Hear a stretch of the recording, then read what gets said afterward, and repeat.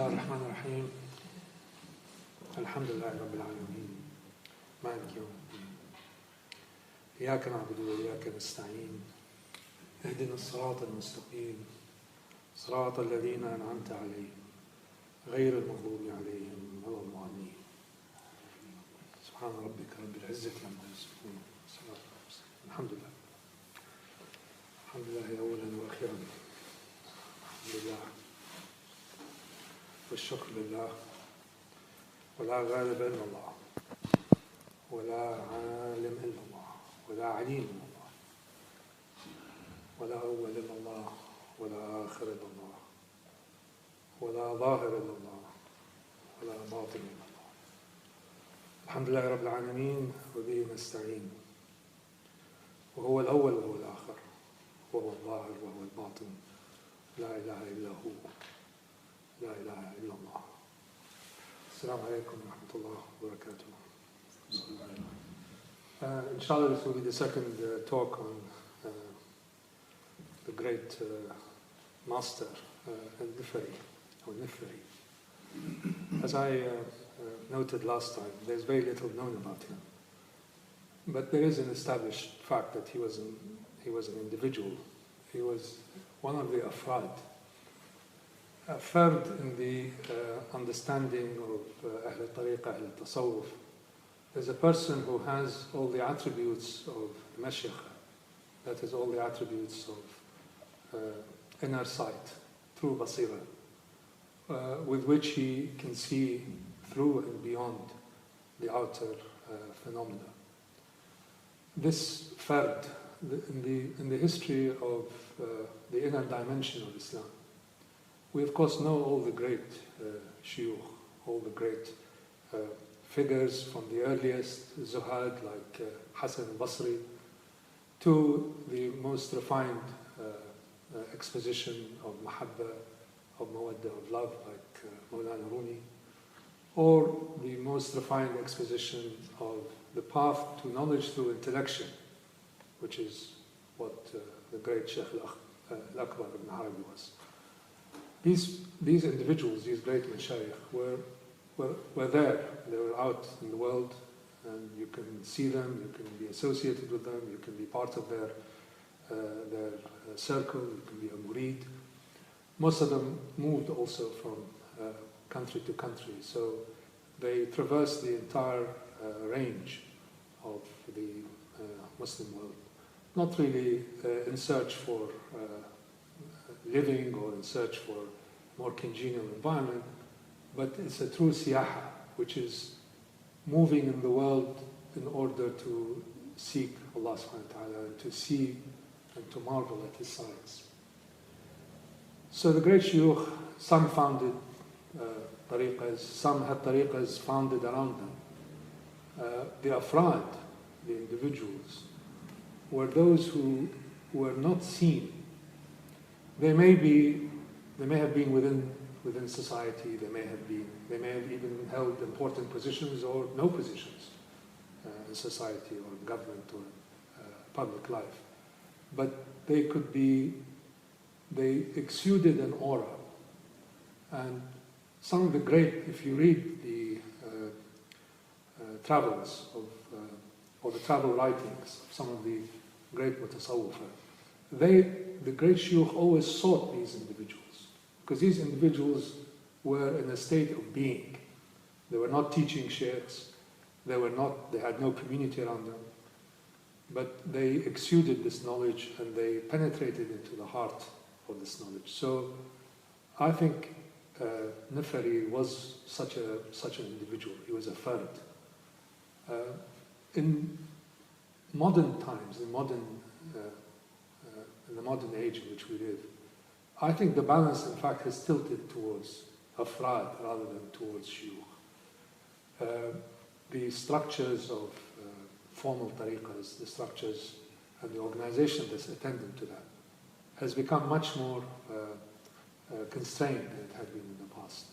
But they are individuals, and we may have come across some of them. We may want to be in the company of these individuals, and these individuals are able to transmit and to transfer this immensity of inner world to those who seek them out. But of course, in the final analysis, the true fard is a singleton.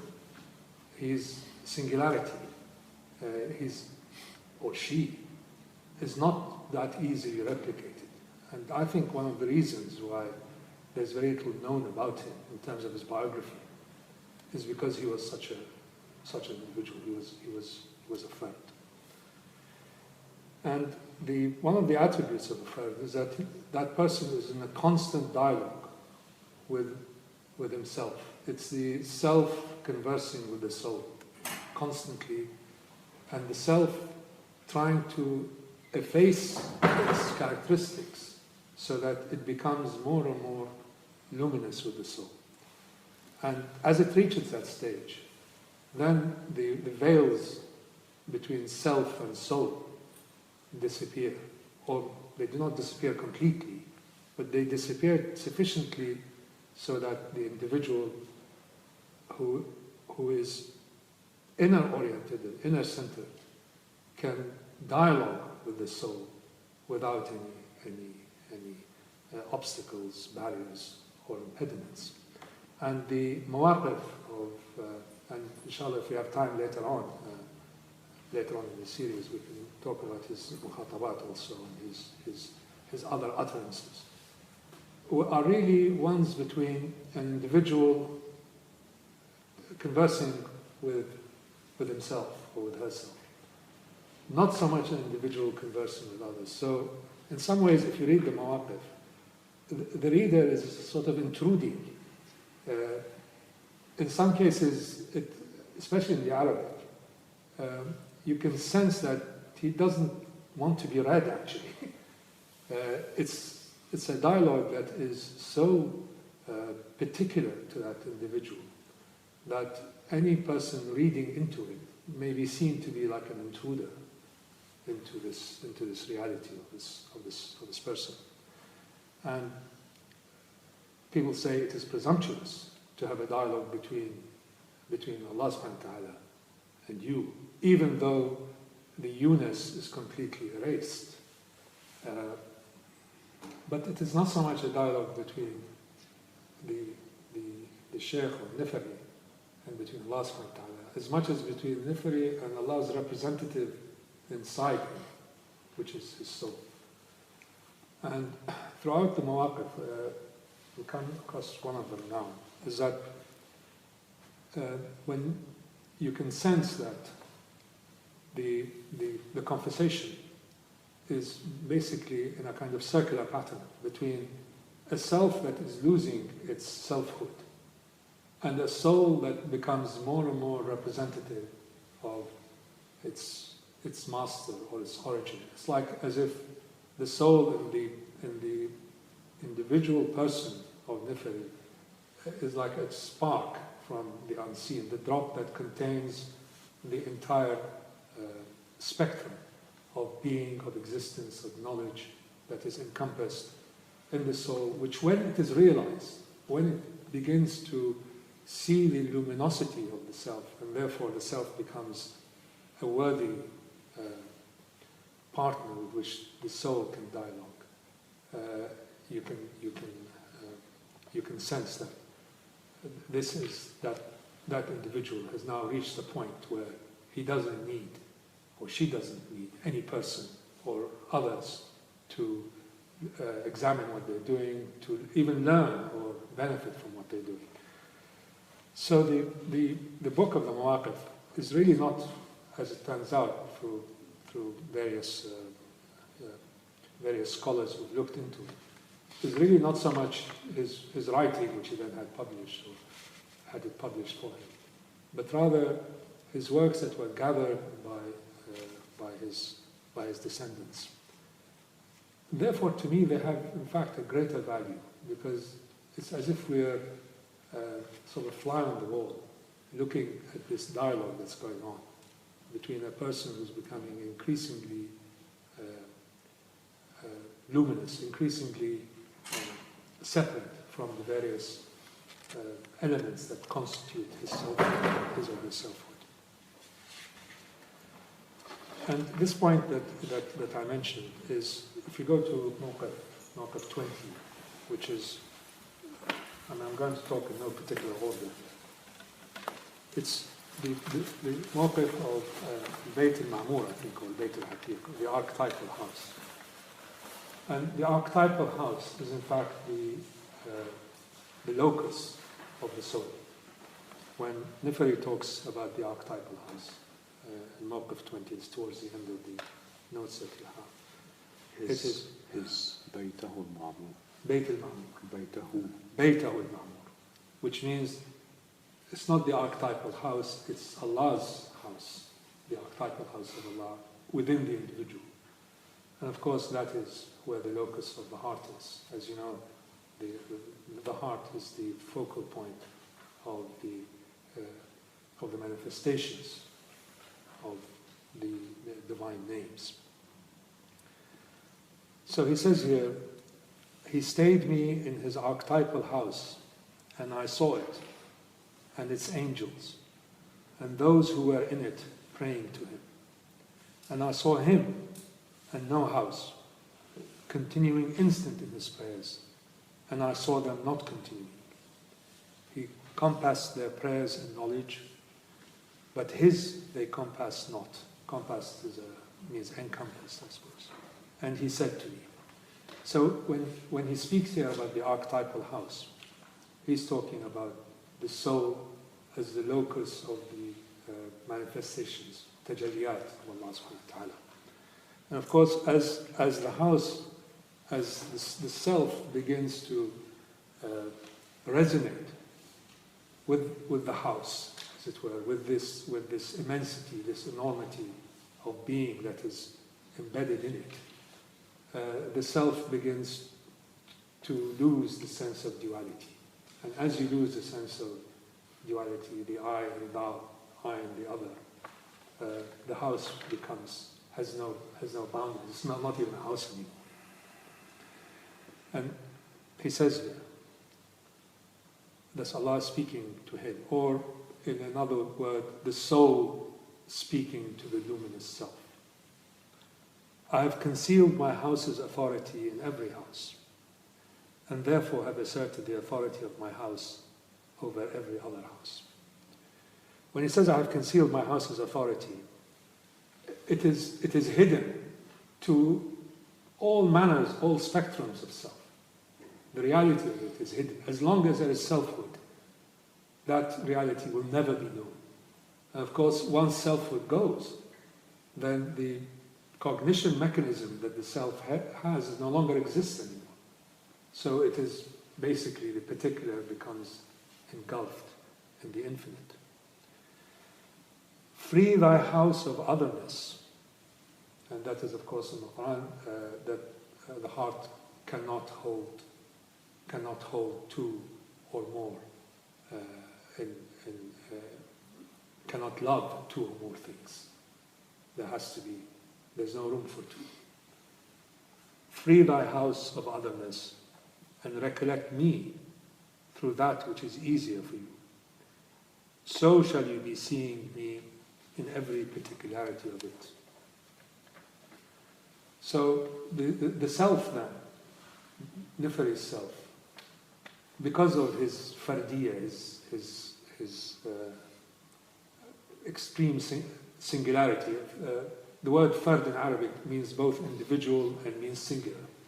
But here I think it's much better to use the word singular rather than individual, because the individual has connotations of an individual person juxtaposed against the group.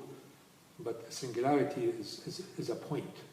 It really has little relationships to others. Its definition is in and of itself rather than relationship to others.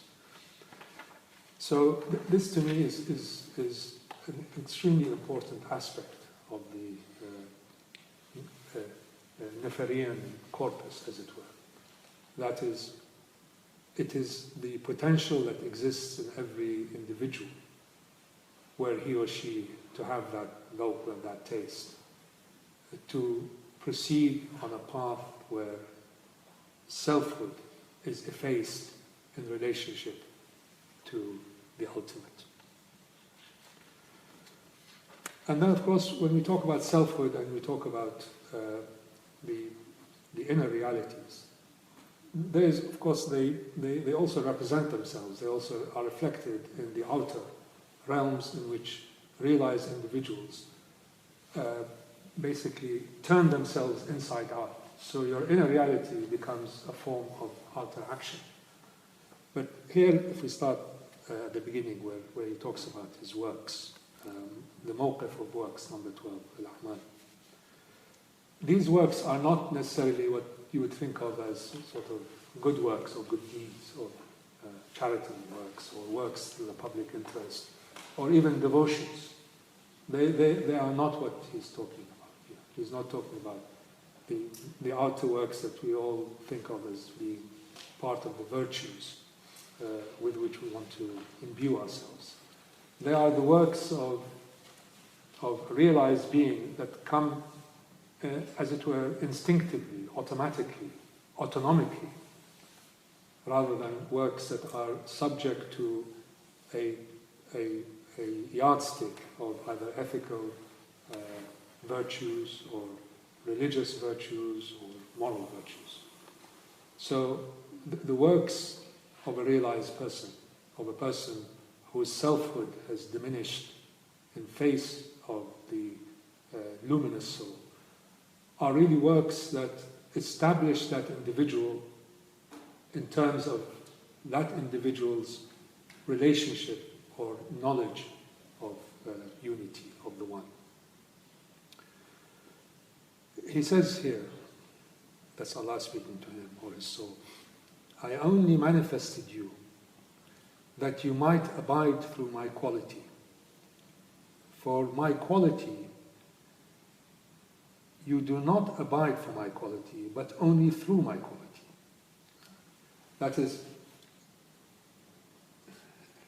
the names of Allah subhanahu wa ta'ala, which are basically the building blocks of all existence and creation and actions and intellection and principles and so on. These qualities, for the realized person, are not those qualities that actually drive that individual. That is, when you see the actions of Allah subhanahu wa ta'ala, that ability to see them does not put you in the station of looking at the works as pointing to Allah subhanahu wa ta'ala or as being part of the manifestations of unity. So, being aware of them is insufficient for the luminosity to emerge. It's in fact, you have to go beyond them. But here is the trick. Once you go beyond seeing the names as being the drivers, you begin to see the names being pulled into the essence. And that is where the line between self and soul begins to become extremely shaky and dangerous, because once you get towards the essence, you become immolated. You go on fire. You are no longer able to discern duality. So knowledge of Allah's names are important for people on the path. There's no doubt about it. And recognizing and acknowledging them as being the ways or the mechanisms by which we think Allah manifests His reality in existence. They cease to have this defining reality as you go into more and more the spheres where the barriers go. Because the names point to themselves. They also point to Allah subhanahu wa ta'ala. Take the name, for example, power, which is necessary for all action. For whatever you do, you have to have the power to do it. Before you have the power, you have to have the will to do it. Before you have the will to do it, you have to have the knowledge of what you're doing. So this hierarchy of names that basically are the scaffolding of what we think are external acts. That's one point of them. This is for people like us, I suppose, who can see, as it were, the axes of existence. One axis points to the thing itself, and the other axis points to its origin, which is in Allah's name. But it's like, the X and Y axis. If you go along back to the point, both the X and Y go towards a singularity. And as you get to the point, there is no more X and there is no more Y. So the maqams that we talk about in tasawwuf are not necessarily what Nifarri is talking about here. He's talking about beyond these things, where that's why it's a dialogue between himself. It's no longer a dialogue between himself and others.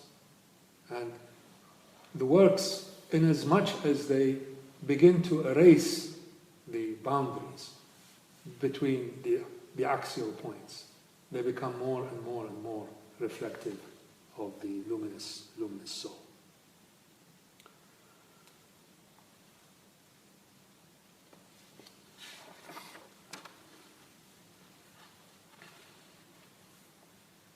For example, he says here, it's also interesting,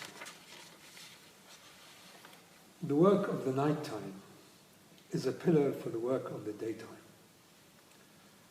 The work of the daytime is more endurable when it is lightened. The work of the nighttime is more endurable when it is lengthened. The work of the nighttime is really the state of continuous salat that you have. So instead of having salat, the most evocative salat is at night. And the most evocative of the evocative salats are those just before Fajr. But if you're in a state of constant salat, these defining points cease to have any relevance. So the nighttime, the Fajr, the pre-Fajr, the Nawafil become basically a field rather than individual acts with specific time horizons. The work of the daytime, that's the language of Tasawwuf, is in fact fasting. Because that's what you do during the daytime. When you, for example, Ramadan, you don't fast at night, you fast during the day. So here the juxtaposition between one and the other is that if you continue in a state of salat, the daytime aspect of it, that is the other aspects of ritual, whether it's fasting or anything else, doesn't really matter. He's using that basically as a metaphor. It's overwhelmed by the devotional dissolution of the individual. If your metaphoric nighttime salat becomes your condition, then all the other elements that constitute the rituals of prayer, of Hajj, or whatever, become, their boundaries become more and more indistinct.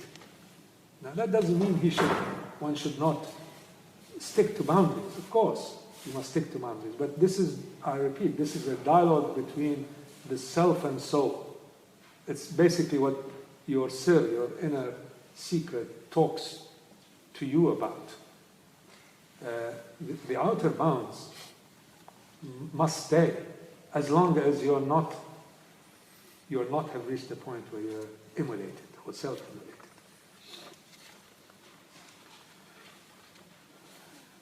On the Mawaqif of reminding, which I think is Mawaqif al-Dhikr, if I'm right. Or Dhakira, is it? Tadhkira or Tadhkira? Tadhkira.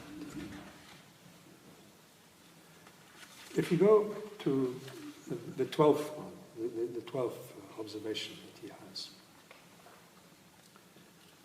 and this is, how does the act of remembering in Arabic is dhakira, or to remember is dhikr.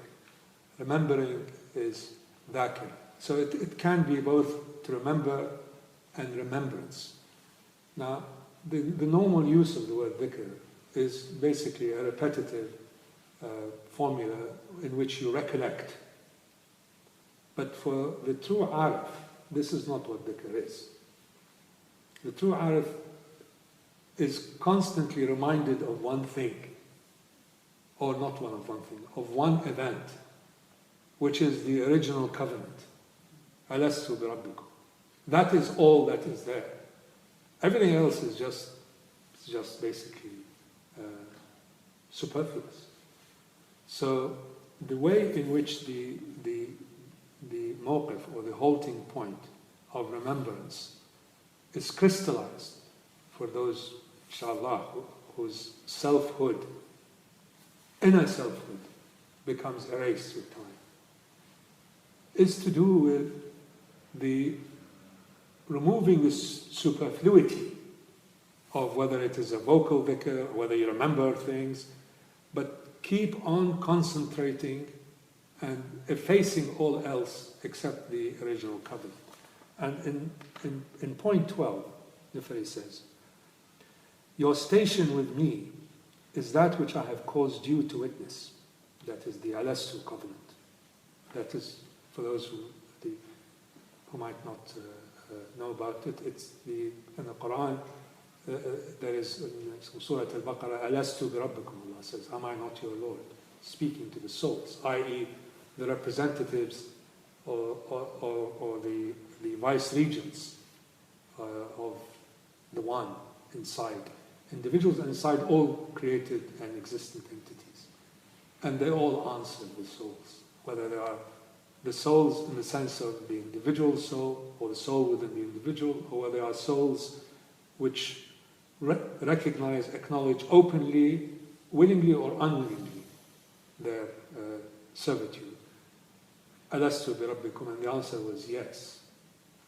They all confirmed it. And he says here, you see me manifesting everything, and you see hell, which says, there is naught like unto him. And then you see heaven, which says, there is naught like unto him. And you see everything, which says unto you, there is naught like unto him. Your station with me is that which stands between me and the manifestation. So, we tend to think of heaven and hell and good and bad and hot and cold in terms of opposites, in terms of dualities. But as you shrink, or as you remove the barriers between them, between physical existence and between its meaning, and between meanings themselves, meanings become erased. All of them, everything. Heaven says that, hell says that, the mattress says that, the church says that, the street says that, the nations say that, the cosmos says that. There is not unto like ليس كمثله شيء. ليس كمثله شيء. There is nothing. So when you say there is nothing like him, or there is not unto him, why do we then qualify it? But this and but that. And we try to elaborate it. It's an absolute statement. It's a statement which, no matter how much you try, no matter how much you try to rationalize, intellectualize, you are going to be in a situation where you have to give up, basically.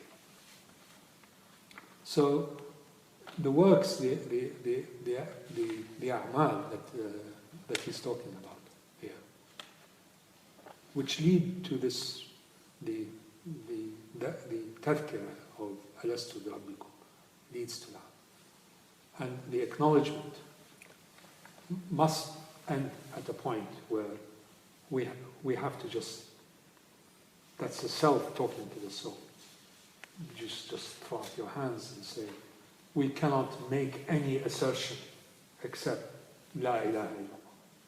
That there is no way in which we can conceive of this and to basically yield to this reality. In the next mawqif, which is the mawqif which is called the mystical perception, I don't know how it's بالعربي. Which one? Which number? mawqif 15. 15 is موقف المطلع. Matla is like is when you stand on a cliff or on the scaffold and you see the landscape in front of you. And this is the landscape of inner sight. He says here, When you perceive, you see limitation openly, and you see me at the back of the unseen. This, I think, is quite straightforward. I mean, when you sit and look at the unfolding of all kinds of reality, including reality of time, how time has moved and affected you over the last X years of your life. As it were, the first iteration, the first order of inner sight. You see these, you see the limitations of your ability to understand them, and you acknowledge Allah's presence behind them. When you are with me, you see the opposites, and him whom I have caused to witness them. Falsehood will not take hold of you, and truth will not fail you. This is, I would say, a person who is quite advanced. This is the self still in recognizing its boundaries, conversing with the soul, but not yet gaining the soul's complete trust and acknowledgement. He then develops it, of course, as you go on. Truth borrows no other tongue but itself.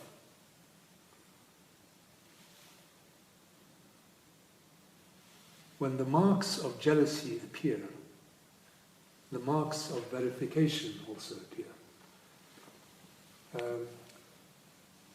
The term jealousy is perhaps not the right word. It's a desire, an overwhelming desire to acquire something of overwhelming benefit. So you want to acquire it, and the intensity of that acquisition is called, he calls it jealousy. Ghira. I mean, it's used for jealousy, but here it means something else. It is, I mean, ghira also is one of those words that can have many, several.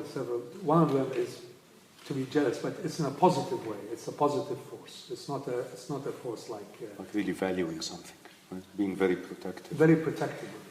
It's something that you would like to possess for its own sake, in order for your being to be enhanced. Something really dear to you. Absolutely dear. A dear and prized possession. So when that heightens, when the desire becomes overwhelming, then the veils or the barriers begin to slip away. So that desire or irada, the will behind it, must be really profound, so that barriers begin to move away, so that the sense of duality is lost or is reduced. I don't think anybody can lose it, because if you lose it, basically you lose your ability to exist in this world. Now, I don't know if Nifarri ended up like that. He probably did. But the veils, when you say we want to remove the veils, you really do not want to do that. I'll come back to the next point, because if you remove it entirely, then your physical being is no longer there, and you end up in a different mawqif, a different halting point, which is the halting point of death. See, I'm just wondering, could it also, this is maybe stretching it, but could it be ghira is more from ghawar or yaghir, to be overwhelmed, or to be ghara, to be overcome by something, to be possibly. Mona, you think that's possible? Ghara yaghiru. Ghira is when you attack. Right, to be attacked. So Zahar al-Ghira means he's overwhelmed or overtaken by Ghara in divine Arabic love. also means a raid. Can also mean. But this is when these veils disappear, you end up in a metaphorical death before physical death, which is what brings us to the next one, which I think is possibly one of the two most profound halting points I've ever read anywhere. And I think for those of us who reflect on the end of life, the end of the physical life. This, I think, is really a remarkable insight. It's the mawqif of death. But then think of death not in terms of being buried and 6 foot under and all that, 1 foot in the grave, but think of it in terms of the erosion of the boundaries of selfhood. He stayed me in death, and I saw the acts, every one of them, to be evil. The Arabi, is it shar? رأيت الأعمال كلها سيئات. It's a wrong word for it. It's that every one of them, not evil, but harmful, opposite of what you think they are. And I saw fear holding sway over hope. And I saw riches turn to fire and cleaving to the fire. And I saw poverty and adversity adducing proofs. And I saw everything, that it had no power over any other thing. And I saw this world to be a delusion. And I saw the heavens to be a deception. And I cried out, "O knowledge," and it answered me not. Then I cried out, "O gnosis," and it answered me not. And I saw everything, that it had deserted me. And I saw every created thing, that it had fled from me, and I remained alone. And the act came to me, and I saw in it secret imagination, and the secret part was that which persisted. And naught availed me, save the mercy of my Lord. And he said to me, "Where is your knowledge?" And I saw the fire. And he said to me, "Where is thy act?" And I saw the fire. And he said to me, "Where is thy gnosis?" And I saw the fire. And he unveiled for me his gnosis of uniqueness. And fire died down. And he said to me, "I am your friend." And I was established. And he said to me, "I am your gnosis." And I spoke. And he said to me, "I am your seeker." And I went forth. Basically what he's saying here is that when the boundaries are erased, when the limitations are gone, there is nothing left but Allah. And all the actions that we thought of as constituted life, whether physical actions which reflect outer life, whether metaphoric actions which reflect inner life, in the end they melt away. And whatever we have been told, or whatever we have subscribed to, in terms of good and evil, rewards and riches, as you reach the penultimate point, they no longer, the meaning embedded in them is gone, because meaning no longer exists. Everything dissolves in the light of the One. So when he says, "Where is your knowledge?" and I saw the fire. So if your knowledge is physical knowledge, scientific knowledge, religious knowledge, even knowledge of the spiritual realities, they are all emblematic of the condition that you are in. This knowledge does not have any eternal uniqueness to it, outside of the attribution given to it by Allah subhanahu wa ta'ala, including commands, including laws, including the way the universe works, including religious duties, including religious laws, including scriptural texts, anything and everything in the end shrivels up and then goes into a puff.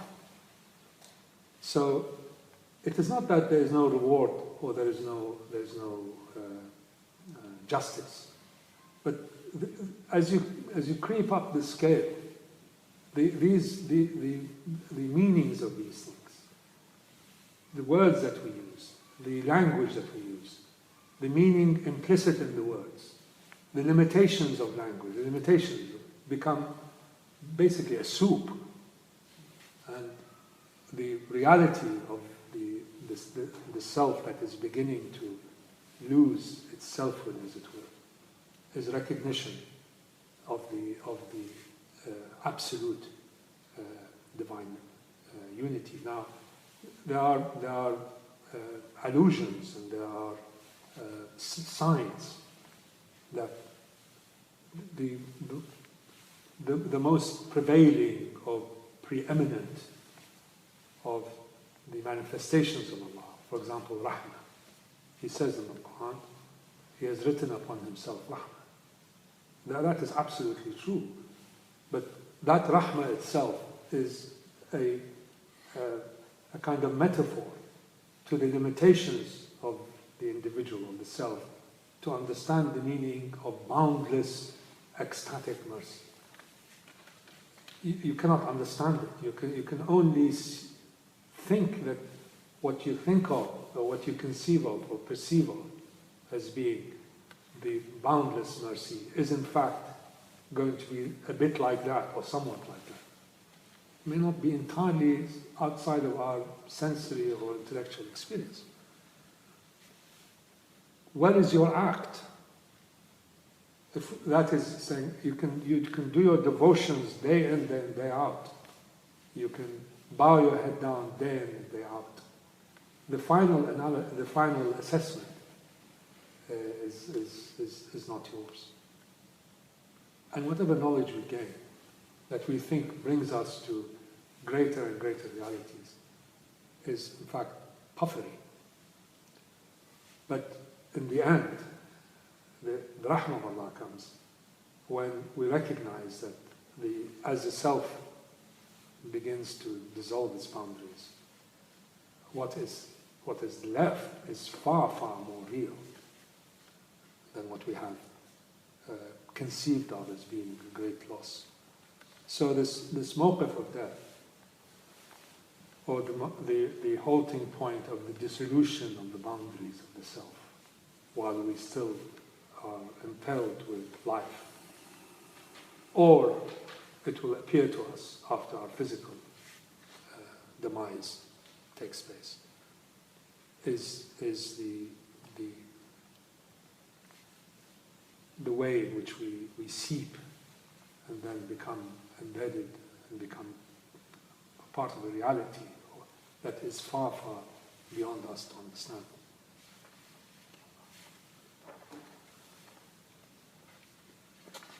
He then talks about the mawqif of power. And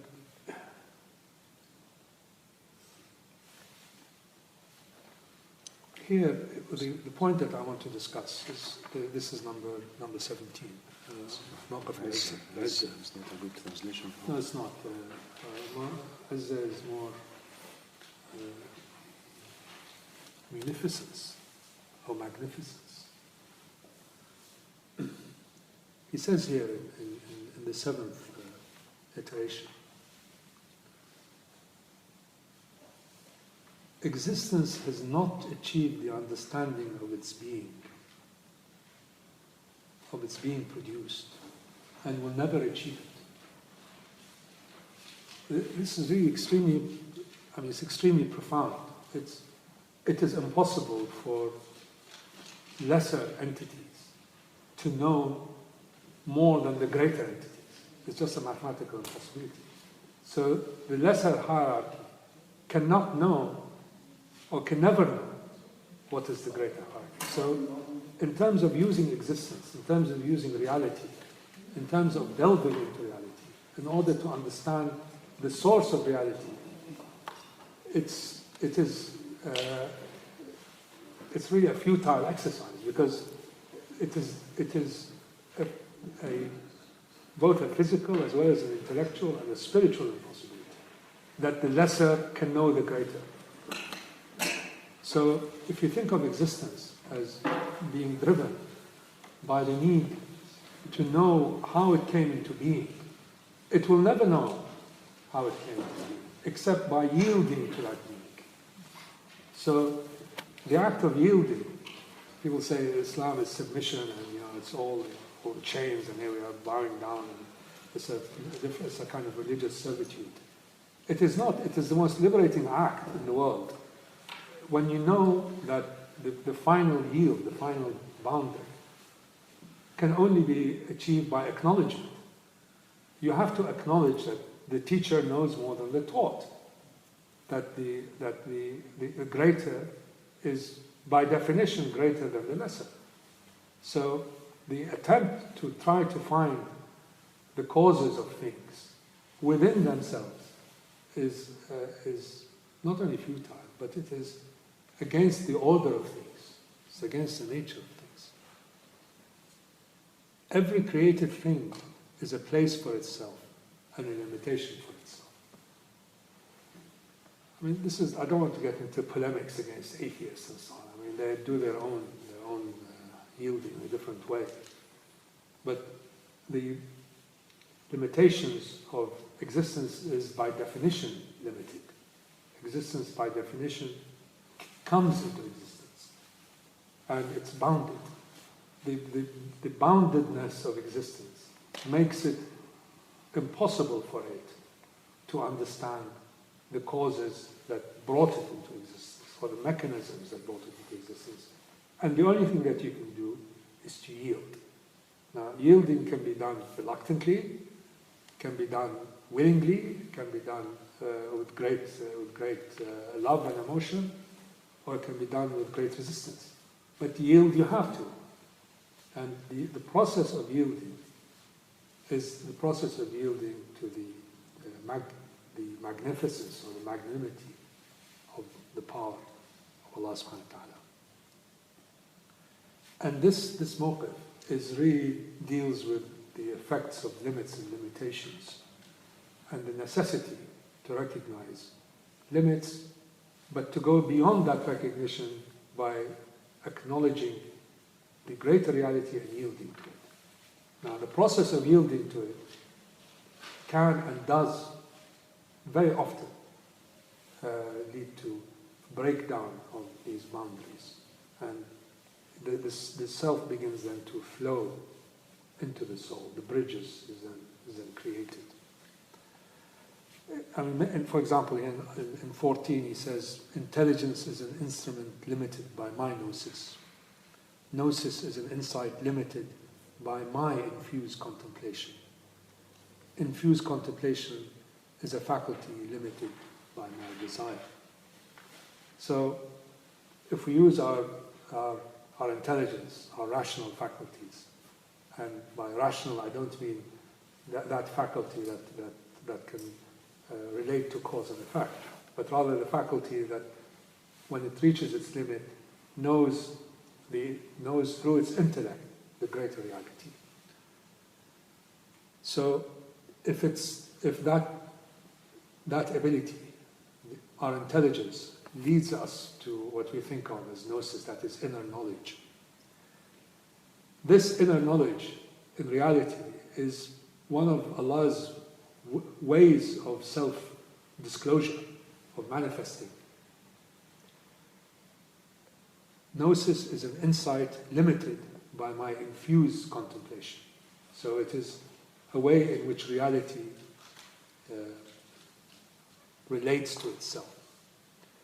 Infused contemplation is a faculty limited by my desire, which brings us back to the original, that it is not possible for us to confine or define the ways of Allah subhanahu wa ta'ala. It happens to unfold this way, but there's no need for it to always unfold this way. Every moment, creation is recreated. in different forms and different guises. I mean, we as human beings, as I talk now, there are millions of cells dying and millions of cells, well, in my case, probably fewer than a billion, replacing them. And in the end, you'll end up, as you walk out of this room, probably different cellular structure than you walked in. But at least your essence is maintained. So the way in which we try to bind Allah or to constrain His total freedom is a huge barrier for us in terms of reaching a kind of inner realization. When the signs of might appear, the Gnostic sees his gnosis and the agnosia. And these are very archaic words. It means that the knowledge of the seeker becomes a form of anti-knowledge. And the righteous sees his righteousness to be unrighteousness. Because you define righteousness in terms of virtues, in terms of outer effects, in terms of inner conditions. Again, presumptuous as to what this means for the limitations of the actions of Allah subhanahu. The Mawaqif of Acknowledgement, which is number 18. Acknowledgement is Taqrir. Taqrir. Yes, I suppose so. Taqrir means, I think, in this, is it in here? In this context, I would say, oh, it's not part of this. Like verifying or acknowledging, right? Like knowing something. Assertive. And this is, it's again, maybe you could have reframed it and we called it the Mawaqif of yielding. So, because in the end, Islam is a form of acknowledgement, reality of Islam. Maybe acknowledgement is better than, or it's a form of yielding that is equivalent to acknowledgement. Staying is one of the qualities of dignity. That's the waqf, which we talked about last time. Dignity is one of the qualities of splendor. Splendor is one of the qualities of self-sufficiency. Self-sufficiency is one of the qualities of majesty. Majesty is one of the qualities of impermeableness. Impermeableness is one of the qualities of power. Power is one of the qualities of oneness. Oneness is one of the qualities of essentiality. So, what he's saying here is that this is also mentioned by other great mystics, like Meister Eckhart, for example, talks about the ground of being. It is, I mean, I have to be very careful because I don't want to say the wrong things. If our idea of absolute unity is the name that Allah subhanahu wa ta'ala names himself, which is Allah, which is Ism al-A'zam, the greatest name. That is a name that is also composed of letters and words and meanings and so on. It is the best approximation that we can have of the essentiality of things. The essentiality of things that goes beyond oneness. So he says here, oneness is one of the qualities of essentiality. So when you talk about Tawheed and you keep on talking about oneness and bringing everything into one, worshipping the one, and everything points towards one. The singularity itself, which is the heart of all, I suppose, monotheistic religions, in their inner dimension, their mystical dimension, are a kind of effulgence of this ground of being. And the ground of being itself, in itself, is quite a term that can also be limited. The fact that you can conceive of it and you can structure it linguistically as being the absolute, the reality of the absolute goes beyond our ability to verbalize, to our ability to discourse about. And that's why many of the great beings, in the end, they just keep quiet. They're in a state of total silence. I mean, I know one case where two recognized shuyukh of the highest order, they just sat with each other. They didn't say anything for 3 hours. We were just watching them. So what's this all about? There's nothing to say. And they sort of hit the resonance frequency, and they just sat there. And they had lunch. So.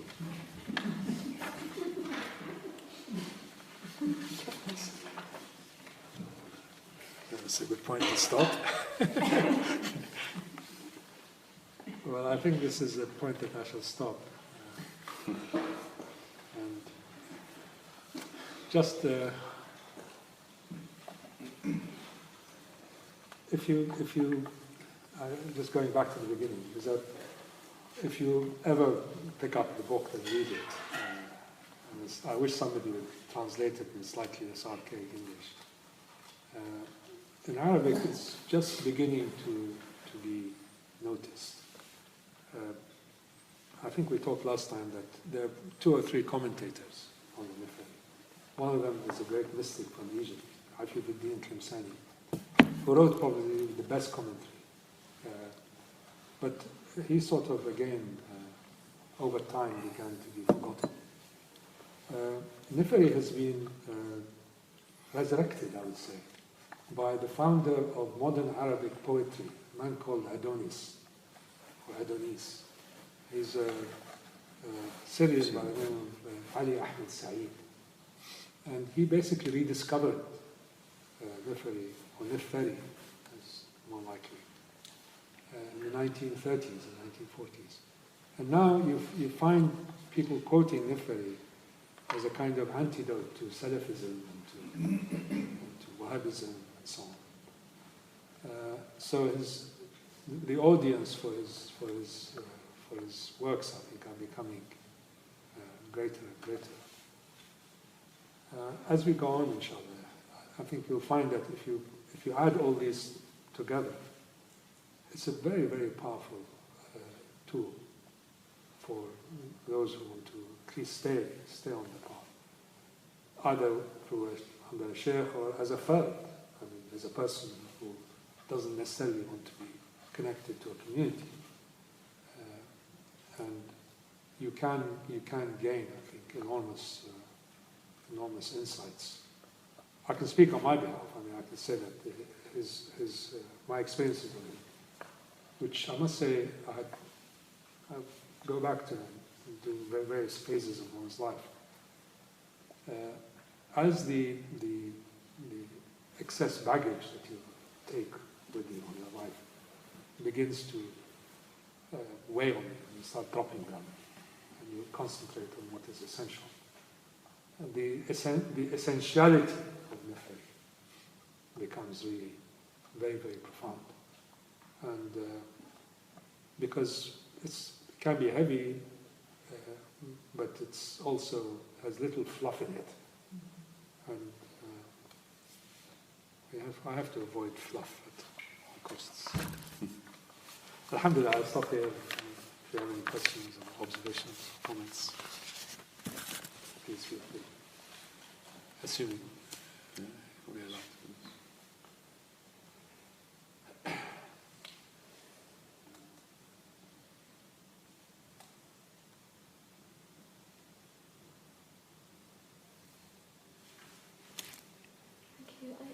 I think you just alluded to it, but I feel very struck that this is becoming known at this time. It just feels this understanding feels very high, but it feels this understanding feels so necessary at a time where form is becoming so destructive, and sort of overwhelming. I mean, the usual comment is commentary on those who is that where is the Sharia in this? Where are the prophets in this? where is religion in this? It's not in this. It's not there. It's not meant to be there. It's not meant to be a Sharia-compliant text. There are other texts that do that. Neither is this person concerned about being accepted, quote unquote, by society, which is perhaps one of the factors that oblige some of the great beings to pull in their horns. They would have, if they didn't have the social aspects of their message, I think they would have reflected that. And I have no doubt in my mind that the Prophet or the great Imams, if this is their reality is the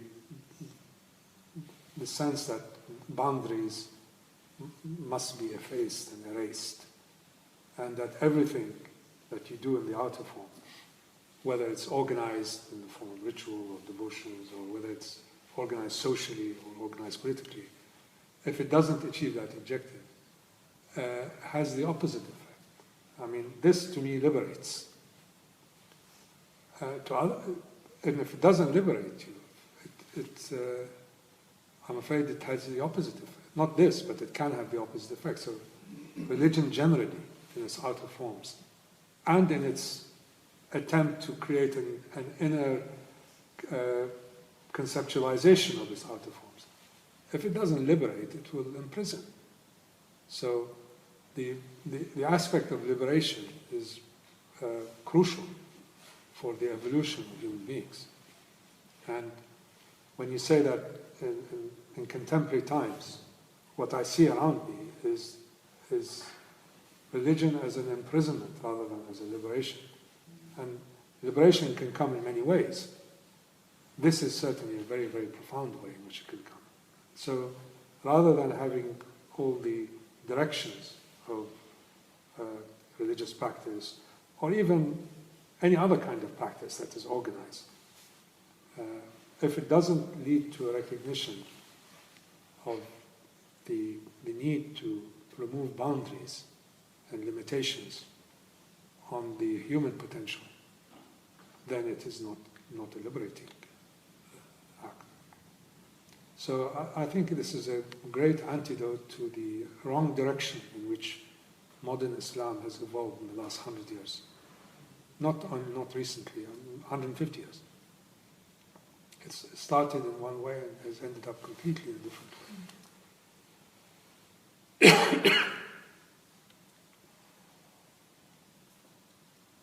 Can you just define this boundary a little bit more? This boundary, I might have missed the introduction, but how do you define that in this? Well, the boundary is what delineates the space. So if the whole exercise is to acknowledge and then maybe experience a form of the ineffable, of the something a reality that cannot be expressed in words, then it is necessary to remove these. It's like having ramparts around you. And the higher the ramparts are, the more difficult it is to see beyond. It's very difficult to remove them entirely, as I said. I mean, entirely becomes, then you cease to be a limited, defined being, which is obviously not possible. But as these barriers come down, you can see much more clearly. You can see the landscape. At least you can see the contours of it. And you can see that the wall that you have built around, or has been built around you, is a wall that is restrictive, rather than a wall that you're now. Well, the wall is never there anyway. In its true essence, there is no wall. There's no you and I. There's no nothing. There's only one reality. But this reality has expressed a form of manifestation through us in this way. And this way is limited. You're physically limited. And then you're also limited intellectually, and you're limited spiritually. So these various grades, the human being, I think, wants to overcome these limitations in order to experience a form of liberation or freedom. So the whole process, I think, is to do with you can say that modern life or the modern world tries to remove external limitations on human beings. Sometimes it's good, mostly it's good, by improving material conditions, by removing obstacles, physical obstacles, obstacles of distance, obstacles of communication, obstacles between people, obstacles between genders, etc. This is the way in which the modern world conceives of freedom, as the removal of outer limitations. Intellectual freedom is also a removal of limitations. So spiritual freedom we conceive of as being formulating spiritual truths in ways that are more conducive to the individual. But these are all just, frankly, they are all sparks. Limitation is a fundamental condition of human beings. The removal of these limitations is a necessary act. Now, you've been able to remove it at the level of physicality, at least in the last 200-300 years. We've been able to remove parts of it at the level of intellection. Now, I think the final hurdle. If that happens, then you're sort of in balance between the three parts or components that constitute the human condition. So, boundaries of the self are a necessary concomitant of you being individuated, you being an individual. If we know that the boundaries are going to dissolve, as they will, definitely, have a certain lifespan, knowledge of that, acknowledgement of that, and working towards at least seeing glimpses of what could exist is, I think, a very worthy occupation.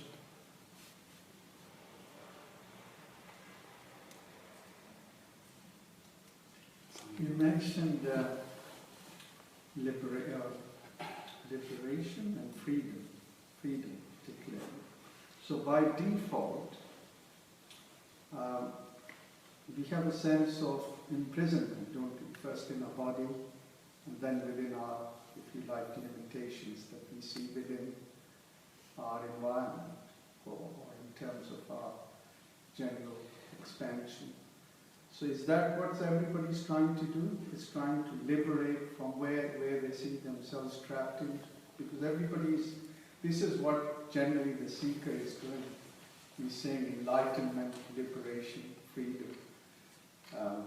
As you said, that we also pursue different means to achieve that sometimes. Even though some people may appear very materialistic, but deep down they want freedom, economic freedom, this freedom, that freedom. So we tend to be feeling all the time, as it were, trapped or imprisoned. Is that the state of the human condition generally? Yes, that is a state of the human condition as we see it. Yeah. But do we not feel and experience that as well? That's why we all seek to liberate ourselves from some one thing or another. Yes, I mean the force towards removing barriers is, I think, integral to a human being. But sometimes that force leads to false ends and leads to a kind of pseudo-liberation or pseudo-freedoms, which are, in fact, inimical to the whole process. Ultimately, you're built around a core. You see, your core is your reality. If that core is not free itself, whatever apparent, if you remove all physical limitations to human beings, supposing we all live to be 1,000 years, you can jump 8 meters up. It doesn't change the reality of one's imprisonment if the inner core does not see that it ultimately has to yield to a greater reality, which is where its freedom lies. The freedom does not lie in yielding in a dual sense. The freedom begins when the barriers are removed. And the barriers begin to be removed when you acknowledge things, when you accept that there is a barrier around you. So, a lot of what people talk about as being free and freedom and so on is a lot of nonsense, because it is an outer form. It's a very limited, it's a very conditional, it's a very, very contingent form of freedom. But absolute freedom, which only belongs to Allah, is a freedom where your reality is not constrained by anything, or has very little constraints upon it. You can constrain yourself in an outer way. And people say that the freest people can be those in jail. I mean, I don't want to try that. Because, I mean, khalwa is a form of jail, if you think about it. But you can move from being a very restrictive and a very, very claustrophobic situation, all of a sudden turns. I don't know if any of you have been in this situation, but it takes maybe 10 days. Hajj is all about that. I mean, if any of you has been on a Hajj, I don't mean Hajj with these skyscrapers in Mecca and all that, but a real Hajj, whether it's a physical Hajj or a metaphorical Hajj.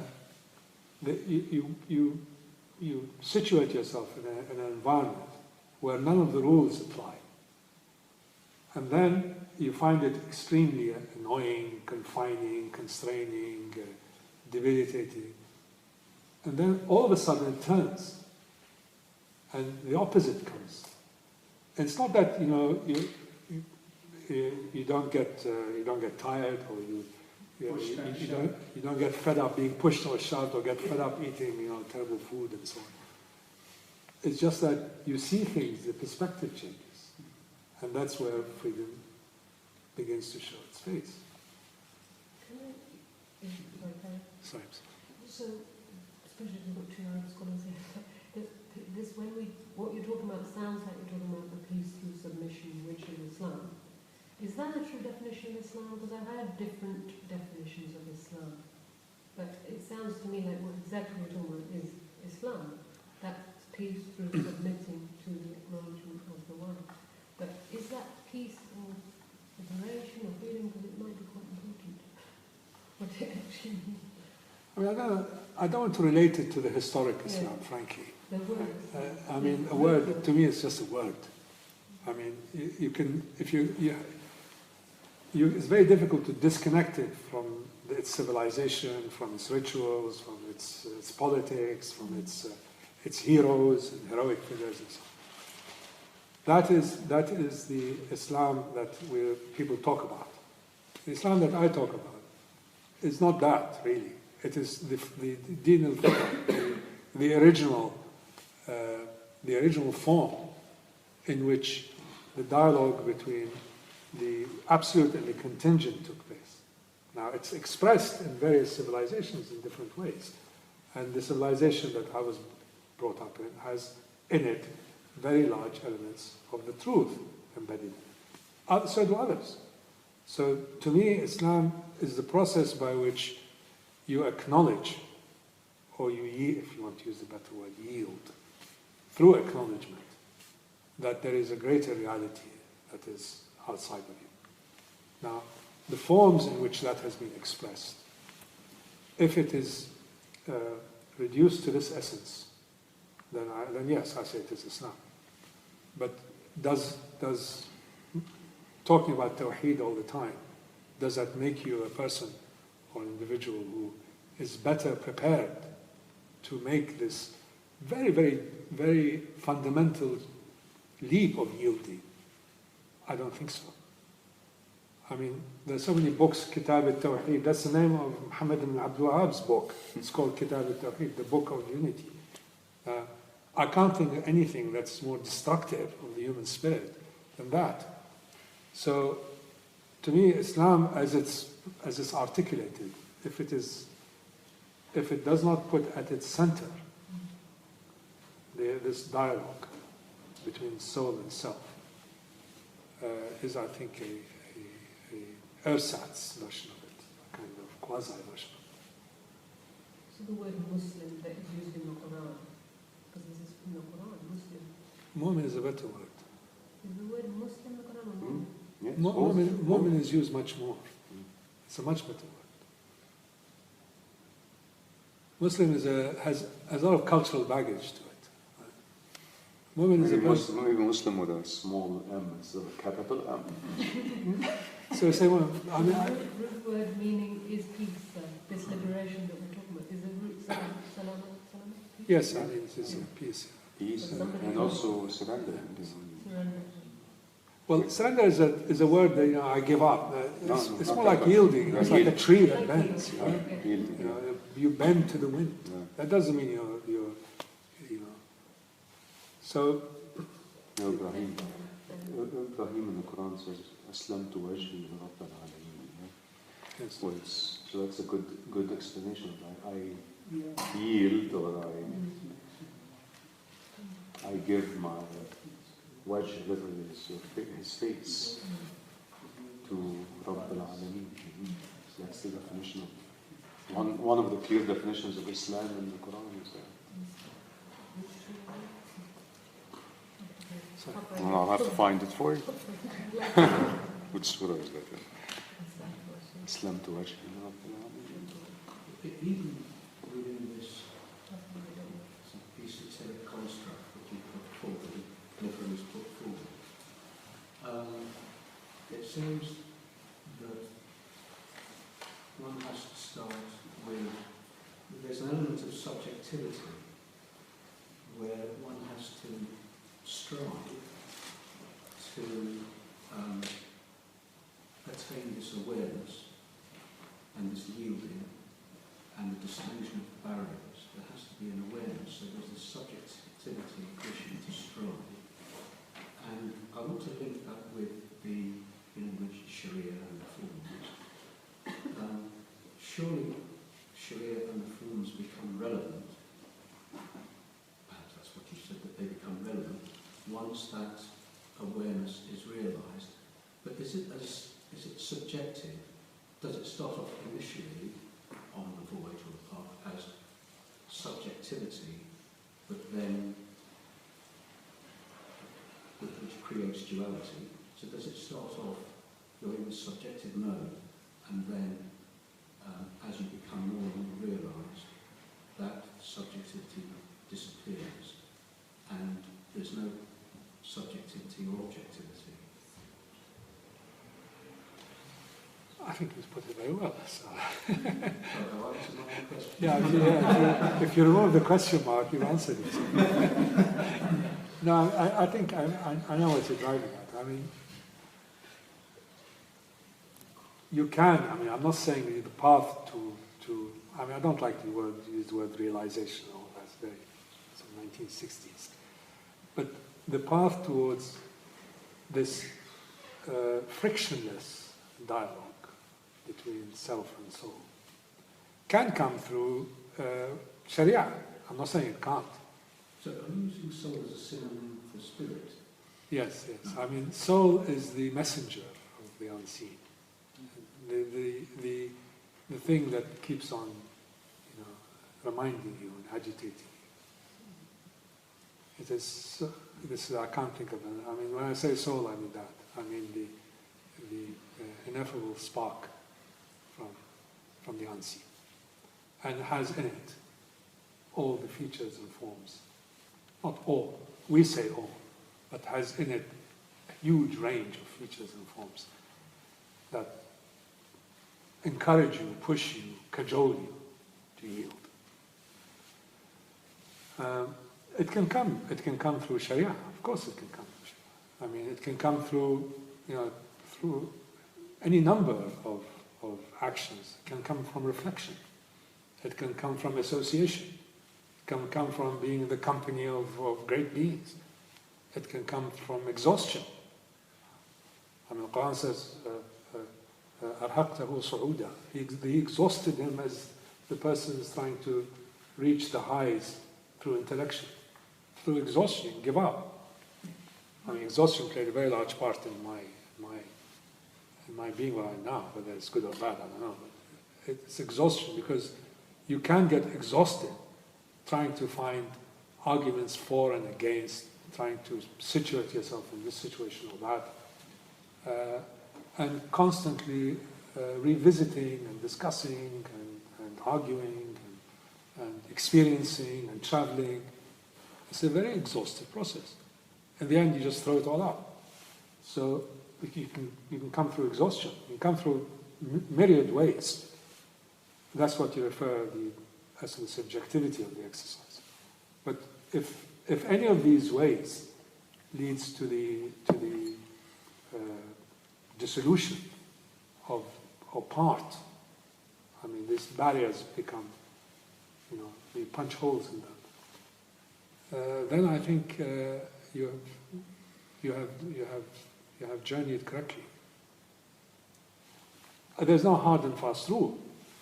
All I can tell you is my observation, what I've seen, is that devotional ritual can lead to openings. Mostly it doesn't. And people who are overwhelmed by openings do want to limit their openings by confining their outer forms through devotions and through rituals. So it either, one doesn't necessarily lead to the other. Many people I know have I'm sure Nifarri did his salat, and he did his... Yes. Very much into the other. I don't know, there's very little known about him, but I'm sure he did, because it's a way of the need to bring things back into some kind of order is necessary for you to deal with the world. So if you do your devotions coming from a position, from a starting point where your subjectivity is reduced, it's infinitely superior to doing it where your subjectivity is still there. So it's one can lead to the other. I know many people, for example, who have gotten nothing. The Prophet says, if you can spend your days on your knees and get just sore knees, and you can fast and just get hungry. And you can't pretend these things either. An essential element of freedom is truth. You have to be true. So whichever way truth pushes you, you should push on that door. Just following on from Hadith's question about the determining factors in the breakdown of the boundaries between lower self and higher self, or we could say human and divine. Is there, in the point of predetermination, when those boundaries cease to exist, does that mean that that individual has the power of predetermination of their own actions, and that they have become, in effect, divine? They determine their future. Every action becomes divine action. So, in a sense, all human beings. You mean they contain the essence of the divine? Yes, I mean, if you do not understand it in its outer form, if you say, I'm all powerful, right? And I get up and, twist your arm, obviously that fails. You fail the test. But if you reverse it, and you see power in terms of meaning, you see generosity in terms of meaning, you see forbearance in terms of meaning, you see knowledge in terms of meaning, rather than its outer manifestations. Yes. And that's why, some of the people like Hallaj, we keep on going back to. He got to the point where he says that he conflated himself, his soul, with divinity, and he got himself quartered for his troubles, and hanged and crucified. So you can be in a state of absolute inner freedom, but you still are constrained by your outer actions. So if you don't conflate the two, if you don't equate the two, then the answer is yes, it's possible. But I'll qualify that. removing all barriers ceases to make you a human being. And it is physically and spiritually and intellectually impossible. All you can do is think that you can approximate it. Never believe that you're approximating. Because you never know. I mean, as this man said, Nifarri said many times over. Don't make any positive claims about yourself. Because whatever positive claims you make are necessarily false when it comes into the realm of the absolute. You can fool yourself. Even Hallaj, even all these great beings who got themselves killed for saying these things. It's not that they were not there. They had not reached that point. But whatever point they reached, if they could not control themselves, it is that point is a false point of perfection, because perfection doesn't really belong to the contained. The other thing I'm saying in scripture, it says, if you look at scriptures, ancient scriptures, it says man was created in the image of God. How would you define that phrase? I mean, is that It's an image. It's an image. Divinity of man, or It's a shadow. is it about the insani karam? Is it reference to the Holy Prophet? Is that what it's referencing? Yes, I mean the insan al-kamil is again an archetype. There's no one who is the insan kamil. Insan kamil is a construct, we think, of the divine as the divine speaks or converses with the contingent. The interspace is the insan kamil. But it's a human construct. I have no idea whether there's such a thing as insan kamil. I know that there are people who are more or less. There are people who are greater and lesser. But in terms of making an absolute statement, that privilege doesn't belong to me. And if we make these statements, then they are necessarily false. From the perspective of the absolute, they may be true at our level, but not at the level of the absolute. So when you say that the insan al-kamil, a prophet is the insan al-kamil, or this, from the vantage point of human beings, we see the perfected qualities. But the perfected qualities might be just an infinitesimally small order of the totality, or they may have nothing to do with it. We don't know. So the yielding process is the process of knowing and acknowledging what you don't know. Can you say something? You know what you're referring to. Excuse me. What you referred to just now. Literally, the hadith that you referred to says, man was created in the form or image of Rahman, not God, of Rahman, of a quality. Right? And that's an important distinction. That you can understand that as being given a capacity. A capacity. Yeah, the Old Testament says, yes, in the image of God. Right, image of God. Right. Image of God can also mean that you have the access to all the attributes. Because God can't be defined as God. Surah al-Rahman. The image of God doesn't mean that you look like God physically. Right. Because there is no physicality. So he has to be his attributes. So you have access to his attributes. So I think that's fine. I actually wanted to ask a little bit of a technical question about Arabic, since people don't understand. So I've got, maybe it's not very wise, but I've got involved in all sorts of online debates lately on various Muslim websites. And, one was debating a talk that you might know this scholar called Yasser Qadi. He made some speech recently where he was making a very, very strong case, he thinks anyway, that it's absolutely clear to him that only Muslims can achieve salvation. We have to be a Muslim. So very much opposite the point that you made. And one point that he uses to do this, which just interesting to know. So there's a bit in the Quran where it says, the only religion that will be accepted of you is Islam, and in anything else it's no good. So of course people try to claim, he was arguing against Tariq Ramadan, who was taking more your position. And because Islam just means this acknowledgement of submission to a higher reality, therefore it include almost anybody, including Buddhists for that matter, or maybe even an atheist in some way or other. But Kant says, no, because in that particular instance and a few other instances, there's an alif before the word Islam, which makes it mean that, it's not just Islam in its general sense, it's the specific social or religion of Islam.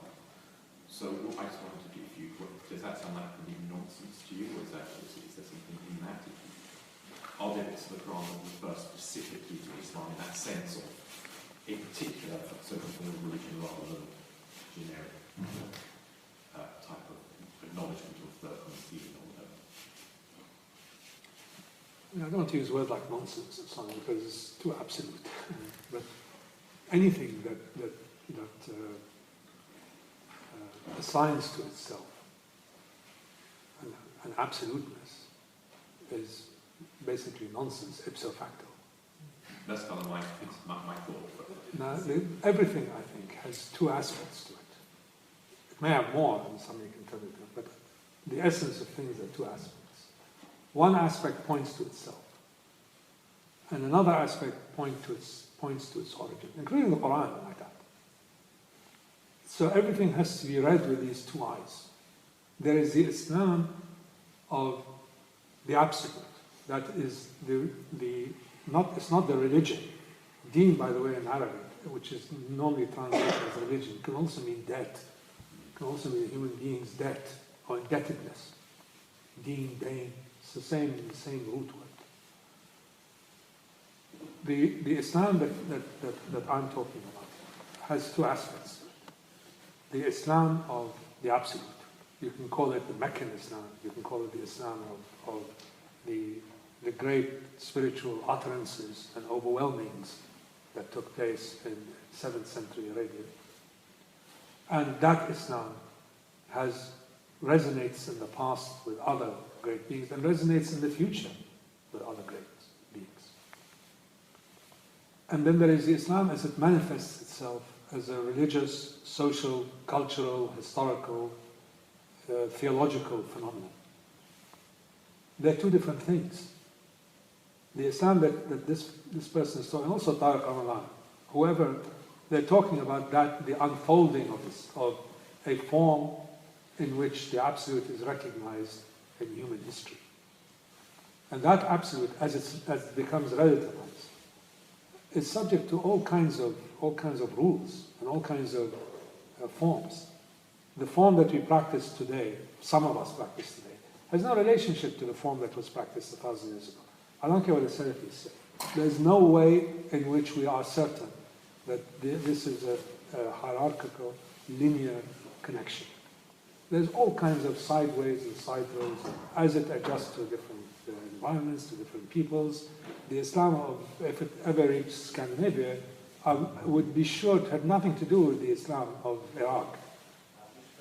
So the unfolding of religious truths, small t, in time,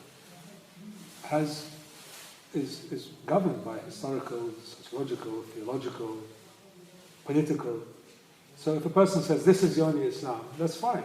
This is from the y-axis.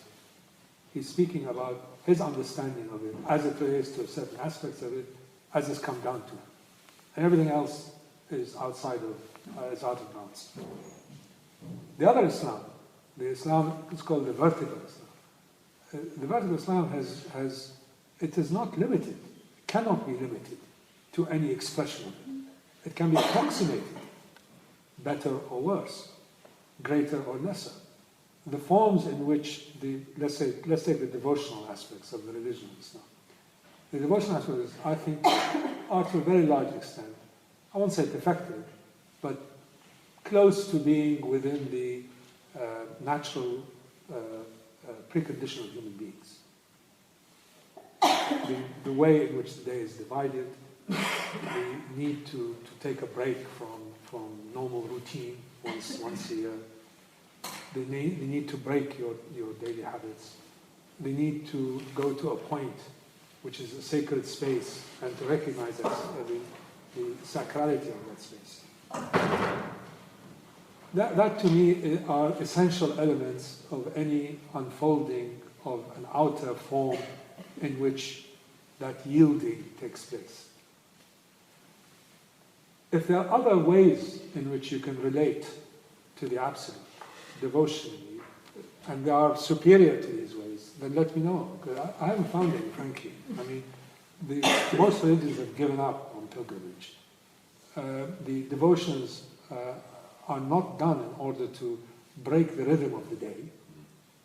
The annual ritual of doing without is not quite ritualized. So these aspects that constitute the building blocks of the outer forms seem to me very, very close to the spiritualized human being. But other aspects of it are not. And I can be very, very, very, very, very certain about it. Other aspects in which this understanding of Islam has come about are extremely destructive to the human spirit and must be stopped, must be opposed. The other side of it, which people also ignore, is that because it has nothing to do with, this is really between you as an individual. When we say that religion is an individual action, it's true if it's vertical. But once you're dealing with communities, it cannot be just a community itself. You have to deal with other people. So I think that this ongoing battle, seesaw battle between what is Islam and what is not Islam, is really a lot of I think there's a lot of wasted time. Like, there's nothing to do with the practical matter. Islam unfolds in history, it unfolds in politics, and unfolds theologically. Either it achieves its objectives in outer forms, or it doesn't. If it doesn't, then it is an incorrect way in which you have expressed your spirituality. I cannot understand for the life of me how human beings can be elevated by enslaving people. I don't understand. And I don't care what kind of theology says that. Only theology is wrong.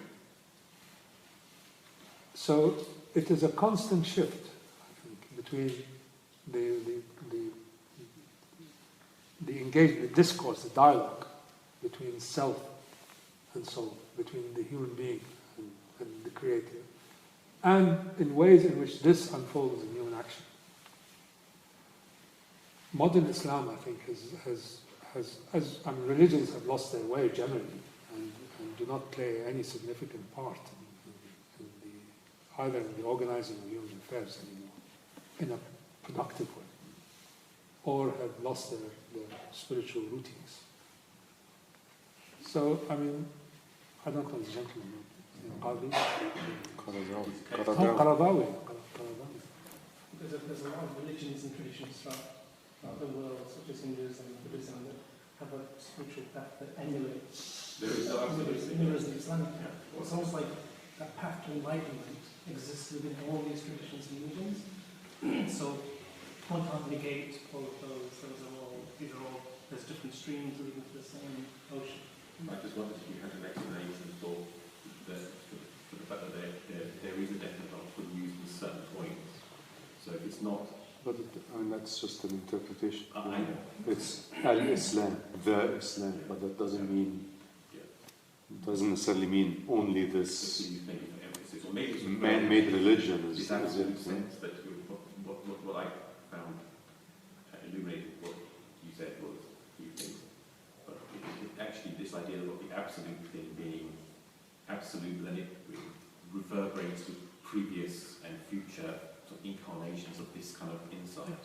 Maybe that's why it's using it there, to actually emphasize this. And that's more consistent with a holistic look at the Quran, because it says in many other places that it's not limited to any community. You have to go out of your, like you have to remove the boundaries in your inner condition. You have to also go beyond your culture. I mean, who can tell me that Blake is not I think Blake is a saint. To me, he's as great as Nifarri. So is he a Muslim or not? It's completely irrelevant whether he is or not. The insights into the the impulses towards goodness and righteousness that exists in people like Tolstoy, for example, are much greater than exists in Muhammad Abdu or whoever. So you have to go beyond cultural definitions that restrict your ability to understand. So knowledge to me of how other traditions manage and how other traditions produce these enlightened beings is an essential aspect of Islam. Of Islam with a capital I, that is beyond its cultural and theological and historical and political and ethnic and racial delineation. Maybe that's what the Prophet meant when he said Islam will become like a hot coal, that, that it's something so difficult to really hold as a reality, the hadith, it'll become like a hot coal. It'll be so difficult to comprehend it truly. I mean, it's just unfortunate. It's just been this kind of piecemeal delivery of it to us through various bits of hadith and whatever, and no self-reflection allowed and all this stuff. And it's unfortunate, but I'm sure Allah's got a mercy within that, right? There's a plan within it, like you've described, which is actually quite a hopeful description of this is all a kind of evolution of removal of boundaries. So we had to have that physical, then we had to have, and inshallah soon, the spiritual removal, which will lead to greater enlightenment. Inshallah. I hope our affliction will end soon. Getting tired of that. ISIS and all this. Yeah. Well, I think, other monsters too. Okay, we're out of time, so thank you so much, Sidi Ali, for Thank you so much. Incredible session. And now we'll start the zikr. Please join us. Please stay. Hope you can stay.